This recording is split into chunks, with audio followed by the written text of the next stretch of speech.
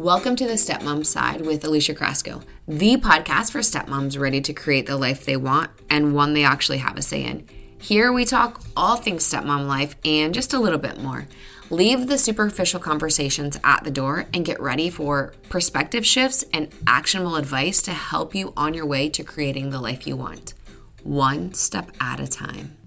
Hey there, welcome back to the Stepmom Side podcast. I'm so glad you're here. Today we're talking about something I hear from stepmoms all the time, especially if the stepmom doesn't have kids of their own or does not want kids of their own. So if they're childless, meaning like they want kids of their own, or child-free, like absolutely not, I do not want any kids. So what's the topic? It's that uncomfortable, triggering, weird feeling when the ex, the kid's mom, is still present in your home. Not physically, but like through her stuff, her things, her photos, her influence, her communication with your partner. And I get it. Oh, do I get it. So this episode is all about managing those expectations around what you want in your stepfamily home to feel like versus the reality of what it actually includes. So let's get into it. So let's start here. This is like a really tough pill to swallow, and I had to have a conversation with this about my husband, and he like put me in my place, like as much as I don't want to say that to you. The ex, your stepkid's mom, isn't going anywhere. Full stop. Like they had kids together, she's going to be around. And I remember the conversation with my husband, and I've talked about this before on the podcast. We were arguing about, I don't even remember what at this point. But then when he said, have you accepted your role as a stepmom? Because I was in my like absolute fight mode, I was in my head, I was like, yeah, dummy, duh. Like, why do you think I'm here? Like, I haven't left, right? And that's not what I said, but I was like, of course, duh. And he was like, no, listen to me, because obviously like he knows me. He's like, have you accepted your role as a stepmom? Like, actually think about that. And again, because I'm in my fight mode, I'm like, yeah, of course, duh. Like, what do you think? I just answered that question. You think I'm stupid or something? But then it was like a conversation that I kept replaying, and that question was something that I kept chewing on, and I was like, no, actually I haven't. Like, I keep fighting against all of the things that come with being a stepmom. I keep fighting against, like having the kids going back and forth, having this other person having so much influence and control over our house.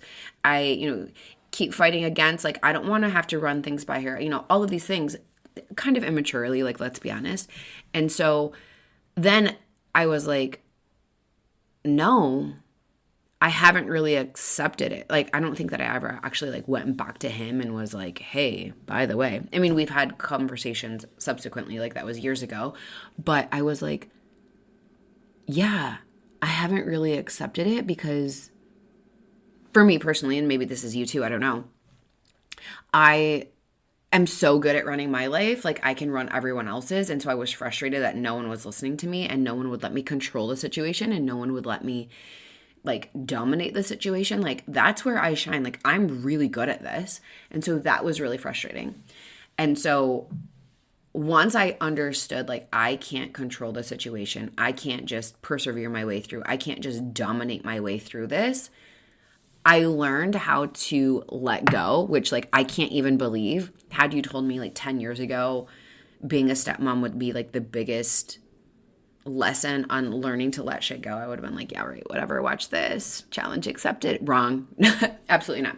So if your partner shares kids with her, she's always going to be around in some way. And so I had to like get that in my head. And it's not even that I hate my stepkid's mom, because I don't. I actually like her. I think she's great. Do I want to like communicate with her 24/7? No. Do I hate her? Absolutely not. It is amicable. Like I can call her or text her anytime. Whether or not she responds is a different story. Like she's got her own life too. But the sooner we accept that she's going to be around, or the sooner I accepted that she was going to be around, the more peace I could start to make for ourselves. So same thing for you. Like the sooner you accept that she's just going to be around, the more peace you can start to create for yourself. I know that sounds crazy. I know that sounds counterproductive or counterintuitive, but like, just listen to me, okay? This might be really hard to hear. You might be like, absolutely not. Like, I'm not accepting her, blah, blah, blah, all of the things. So like I said, I remember when it was hard for me to hear too. There was a time when I thought, I love my partner, I love my husband, but I did not sign up for her. And yet here she is in text messages, on the calendar, at drop-offs, at pickups, at sporting events, at dance recitals, in the kids' conversations. And sometimes even in your living room in the form of a sweatshirt or a framed photo on a nightstand. Hopefully not in your bedroom, like the kids' bedroom, right? But here's the truth. She's not here to haunt you. She's here because she's a part of your stepkids' life. And I hope you're sitting down for this. They need that connection. They need that relationship. So I've noticed that childless and child-free stepmoms struggle with this the most, and it makes so much sense. You don't have kids of your own. I didn't have kids of my own. So this is your first and only exposure to parenting, and you didn't grow up thinking, oh my gosh, I can't wait. One day I'll be a stepmom, right? Like, you didn't grow up thinking that. None of us did. I sure as hell didn't. Like, had I known then what I know now, ugh. No, just kidding. I totally would have signed up. Like, my husband is absolutely great and has made everything worth it. But damn, I could have done without those first few years. That is crazy. Like I said, I had a lot to learn. Woof. So when you're stepping into a home that already has someone else's family imprinted all over it, it can feel like you're always going to be the outsider. Like you're building a life in someone else's shadow. You are building a life in someone else's house, and you just have to do all of this work to like basically exonerate. Is that the word I want to use? No. You're like basically performing like an exorcist. That sounds absolutely crazy, but if you're a stepmom, especially in a high conflict situation, like you know exactly what I'm talking about. But like stepping into a house or stepping into a home or stepping into a life that already has somebody else's family imprinted all over it, that can stir up a lot of feelings. Jealousy, resentment, frustration, insecurity, anger, all of the things. And you might even find yourself thinking, why is she texting him about every little thing? Especially if you have young stepkids, right? I hear this a lot from stepmoms. They communicate about everything. Why? This makes me crazy. If they're young, like I get it. Maybe you think, I don't want her stuff in our house. I'm not okay with pictures of her being up. I don't want to see her face. I don't want to hear her voice. I don't want to have to plan things around her. And while all those seem like surface complaints, the deeper feeling underneath is often that of feeling suffocated in your own home. It feels like every time you turn around, she's there in some form. Her presence lingers in ways that you didn't anticipate. And you can feel like you never get a moment to just breathe in your own space without the ghost of a past relationship hovering around. That is the hardest part. Because I hear from stepmoms like, my partner, my husband, my boyfriend, like doesn't get it. My fiance doesn't get it. Like if the roles were reversed, he would hate this too. He would struggle with this too. Girlfriend, I agree. I have absolutely thought that too. And I have rage screamed that like the Hulk at my husband. We might have been dating at the time, but you know what? When we were married, things went sideways. So I'm sure that I like screamed that at him. Not my shiniest moments. But like, you never have to deal with this. You never have to hear from my ex. You never have to see them. You know, we don't even talk about them. None of them. You know, all of the things. Like things have come out over the years. But like, he never has to see, hear from, engage, interact with, consider, like, has never had to consider any of my exes ever about anything. However, with his ex, my stepkid's mom, I've had to see, engage, interact, consider, plan around, run things by her a lot. And that sucks because, yeah, it's like I'm not even living, it felt like I wasn't even living my own life. Like I didn't feel like I could breathe. I didn't feel like I could ever just like take my bra off and like have a night. Those feelings are totally valid. But here's where we're going to shift from reaction, because that's what I was doing, and that's probably what you're doing too. We're going to shift from reaction to reflection. So just stay with me here. Like there might be some things that you don't like or don't want to hear, but just stay with me here. Save this podcast. You can come back and listen to it, okay? So let's flip it. Let's think about it from the kids' point of view. They didn't ask for any of this either. They didn't ask for their family to change. They didn't ask for their parents to get a divorce. They didn't ask for, whatever happened prior to them getting a divorce or prior to, their parents splitting up. Maybe it was a one-night stand. They didn't ask to be brought into this world. They didn't get a vote on who their stepmom would be. They didn't get a vote on you. They didn't get a vote on what the house rules are going to be. They didn't get a vote on moving. They didn't get a vote on changing things. And, kids are resilient. They'll just go with whatever. Right, but can we also honor how hard it has to be for the kids to just have their family split up? That super sucks. And I get it. I come from a divorced family too. Totally understand. And for them, those photos of her or that hoodie of hers or that shirt of hers or that car that's got perfume of hers on it, it's not, hear me when I say this, it's not about mom versus stepmom. It is not about mom versus stepmom. It is about safety, familiarity, comfort, just knowing that she's there, we've got that connection. That's what that's about for them. So those things remind them of someone, their mom, who has always been part of their world. And when we, as stepmoms, try to remove those things to make ourselves more comfortable, understandably so, we unintentionally send the message that they have to choose, that their connection to their mom isn't welcome. That is not what we're trying to do, right? That's not what we're going in and intentionally saying or trying to convey. You have to choose between your mom and me. That is not what we're trying to do. But when we're saying we can't have her here, then it becomes this weird dynamic of what? What is happening?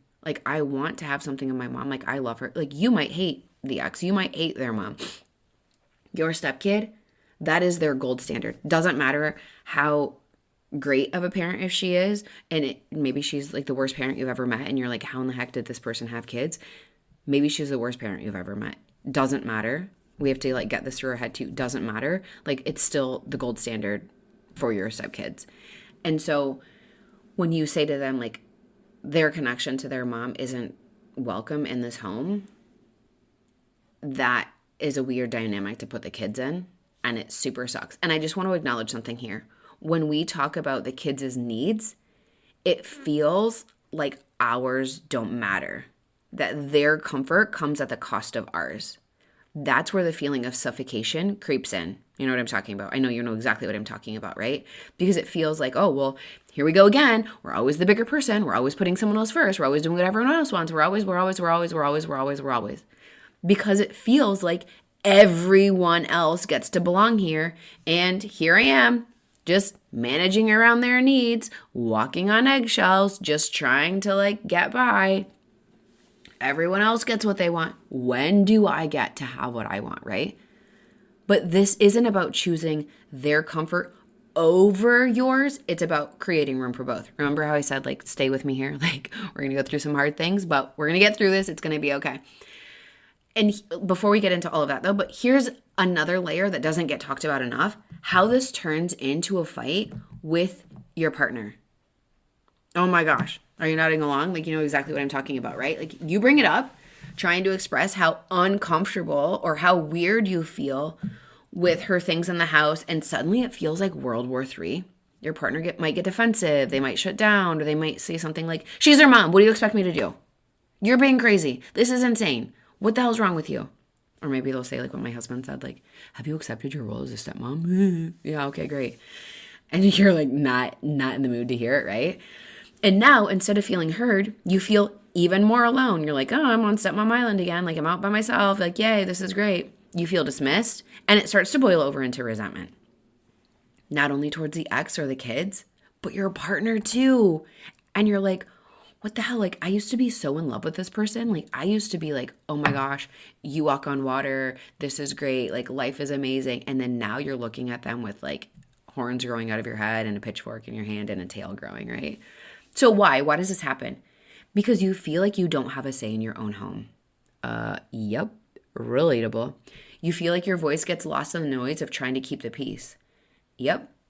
Again, alone on stepmom island, I'm just not going to say anything. I'm going to be the bigger person and just not say anything and just not say anything and just not say anything. And that feeling, that's the root of the suffocation. When you love someone and share space with them, but it doesn't feel like your space. Ugh, that's so frustrating, right? When you love someone and you share space with them, but it doesn't feel like your space. So how do we sidestep that? How do we get around that? How do we get from like, okay, I'm having these feelings, I'm having these weird things come up, and I'm tired of like shoving them down. I'm like shoving them down. And I'm tired of pretending like I'm okay. I'm tired of pretending like everything is fine. But then I don't know how to do this because at some point, like you've been shoving them down, you've been stuffing all of the feelings down, you've been pretending like they don't exist. And then everything comes out and it like boils over and like now it's a rage screaming fight and you're sobbing and it's not good. So let's talk about how we sidestep that and how we don't get to that, like shoving everything down and then there's this massive explosion. Like, what do we do here? Timing matters. Don't start the conversation in the middle of chaos. Bring it up when you're calm and they are too. This is really freaking hard to do. Really freaking hard to do. I talk a lot about this in coaching. So if you need coaching through this, please come and see me, aliciacrasco.com/coaching. You can do 50 minutes or 90-minute sessions. I'm going to set you up for both, like whatever it is that you think that you can handle. Or not what you think can handle, like what you think can fit in your schedule. Don't start the conversation in the middle of chaos. That sounds like a great time to try it, right? Because it just like comes out of your head because obviously you've been thinking about it. You've been thinking about it from like all sorts of angles and you've already like worked through everything. You must be a stepmom. Like that's what we do, right? And so this fight happens about something and you're like, yeah, well, I don't like this. And let's have a conversation about this. No, our tempers are flared. My temper is flared. I will tell you right now, I will not be having a rational conversation with you when I am like rage hot. Like absolutely not. We need to bring it up when they're calm and when you are calm. That sounds weird because you're like, I'm going to ruin the day. I'm going to ruin the conversation. I'm going to create a fight, right? Nope. Or let's work through like how we're going to do this, okay? So we're going to use I statements. I know. You've heard me say this before. And when our marriage counselor told us, I was like, I'm not 5. I'm not in, second grade, or I know a 5-year-old isn't usually in kindergarten, but I'm not in elementary school. Like, I'm not doing this. Like, that sounds so dumb.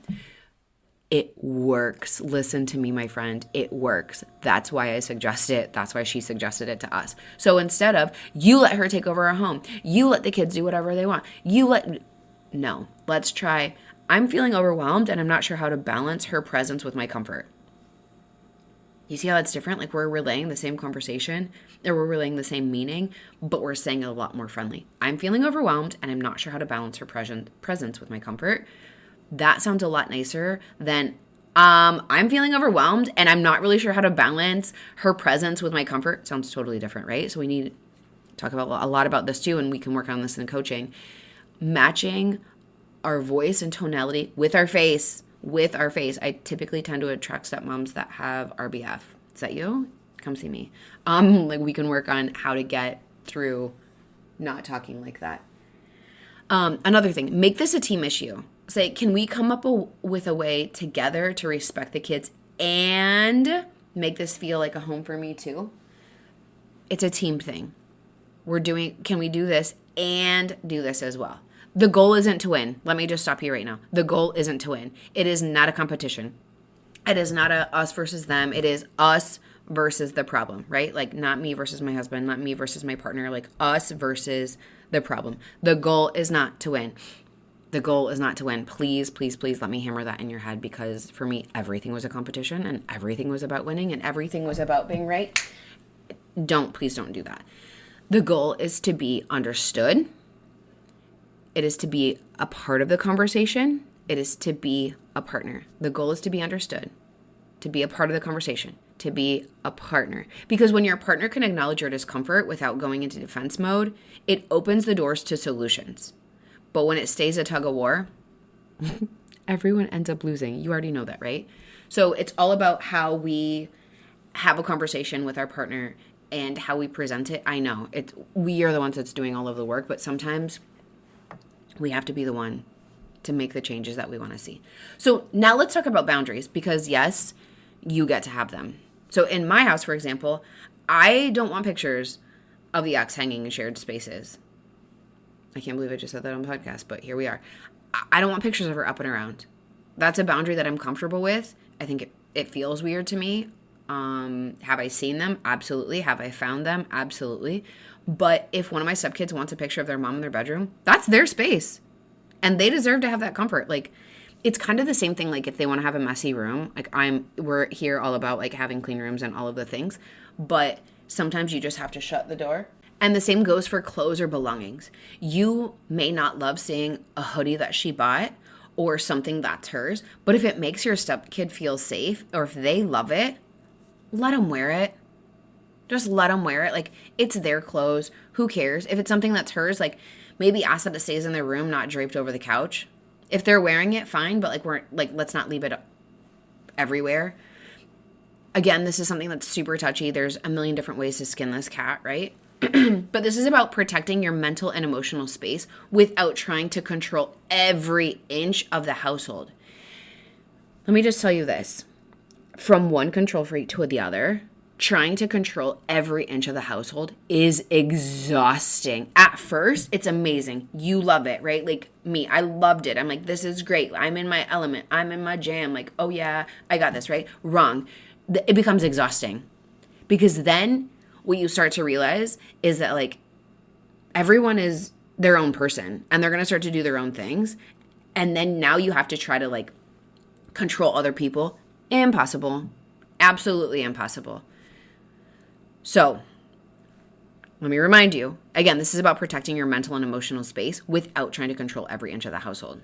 And it's also not about pretending she's never existed, because we can't do that. We literally can't do that. So if you're like, I'm trying to erase her from my memory, hello, relatable. I've absolutely tried to do that too. Impossible, absolutely impossible. You have the reminders that she's around, like walking around in your house. It is literally impossible to pretend that she's never existed. Even if you live in your fantasy world of like, what if she'd never existed? I've absolutely walked that path too. It's really great. I love it there, but also not reality. So come back to reality with me. This is about creating a home where you can breathe, they can feel safe, and your partner also feels supported. Everyone wins, right? Boundaries are not about making the kids or your partner feel punished for your comfort. Man, and as stepmoms, we are so good at that. We are so good at like trying to impose all of our wants, beliefs, and all of the things on everyone else. And sometimes we have to learn like, this is not the hill I want to die on. Please, please, please, please, my friend, if you're listening to this, learn from my mistakes. Do not die on the hills that I tried to die on and then had to like resurrect myself from. Please don't do that. Boundaries are not about making the kids or your partner feel punished for your discomfort. So please remember that. They are about giving yourself room to feel grounded in a house that might not have started as yours. And that right there is how you start to feel less suffocated. I was just talking to somebody about this on office hours last week. And I was telling her, we have to be comfortable feeling uncomfortable. And feeling comfortable being uncomfortable doesn't mean that you like it, doesn't mean that you love it, but it's about growth. And it's about recognizing like, okay, if I experience discomfort, I'm not going to die. My arms aren't going to fall off. My head's not going to pop off. Like, I'm going to be okay. And sometimes, like this podcast episode might, like there might be a few things in here that you're like, I don't like this, Alicia, and I no longer like you. That's fine. Welcome. But you have to go through the discomfort. Like you have to grow through what you go through. And that's how you get to the other side. That's how you feel less suffocated. So by just trying to like shut out everything, you're living in a sterile environment. So anytime that something pushes up against your boundaries, you're going to freak out or it's going to be like, panic mode, right? No. So that's how you get to like the part where like, okay, I'm going to be okay. I can handle this. I can manage these things. So the deeper truth though here is this isn't about her sweatshirt or the clothes that she bought the kids or the picture in the photo frame. It's about your own discomfort. It's about your desire, our desire, because me too, to be enough, to not feel like second place, to not be reminded that we came into a story already in progress. But listen to me when I say this. Please hear me.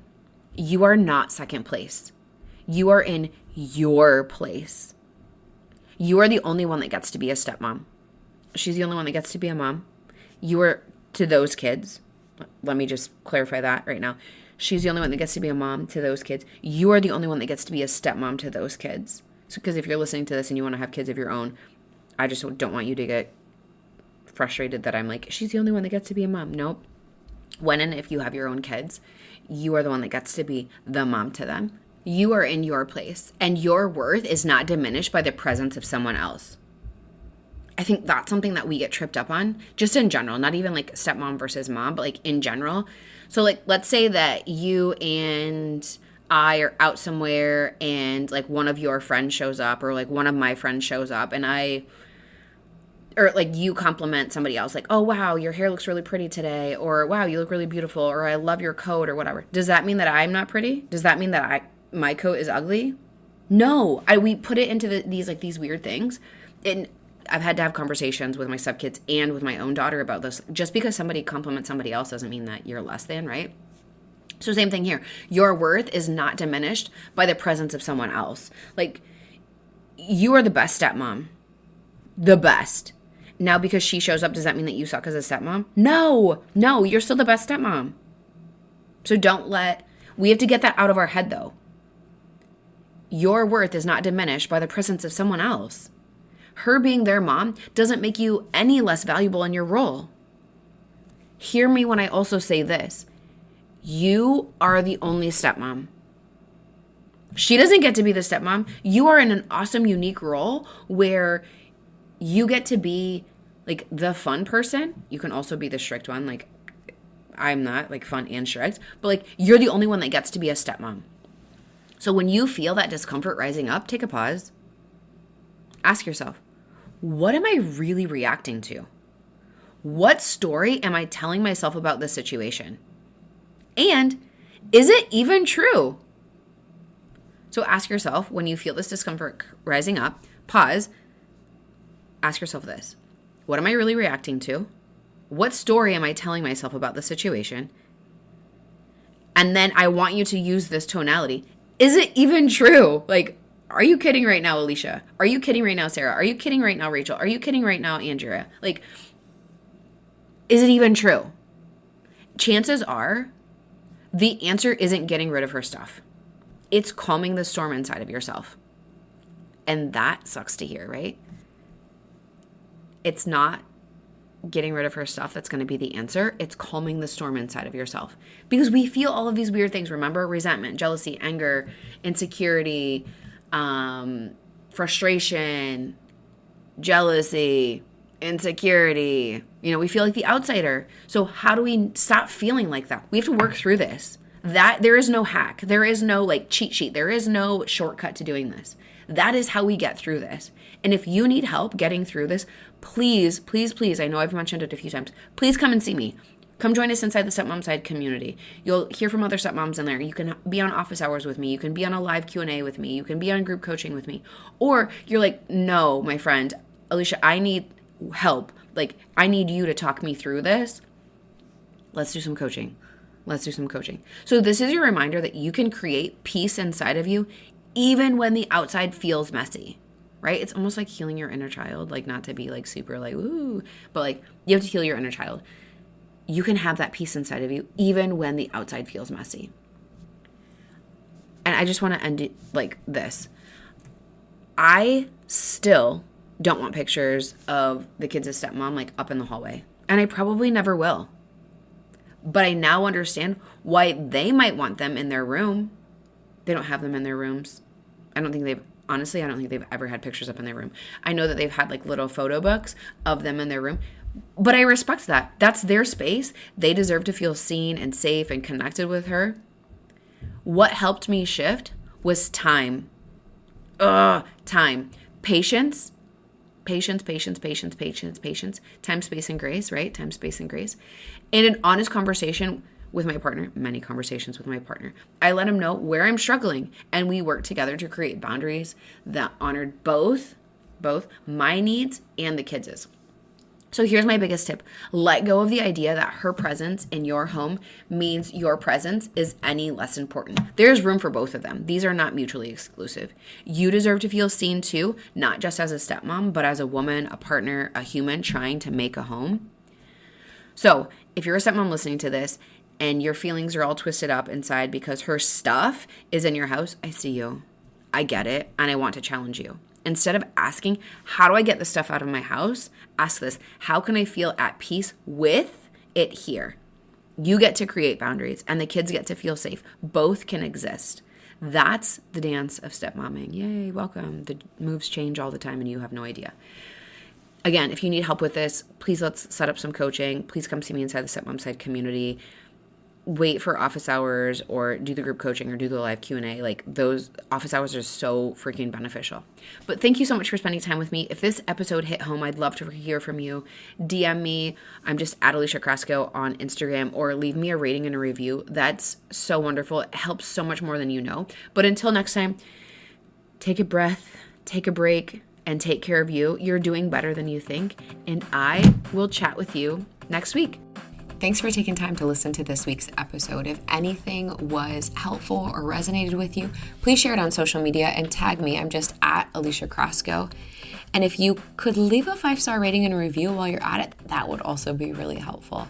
And if you find yourself struggling with your stepmom journey and you want a little bit more support without the hefty price tag of coaching, you might want to check out the Stepmom Side community, which is my own private community for stepmoms, where you get to connect with other stepmoms around the world and myself, where I hold weekly office hours and monthly group coaching. It's kind of like you have your own personal coach in your own back pocket. Again, without that hefty price tag.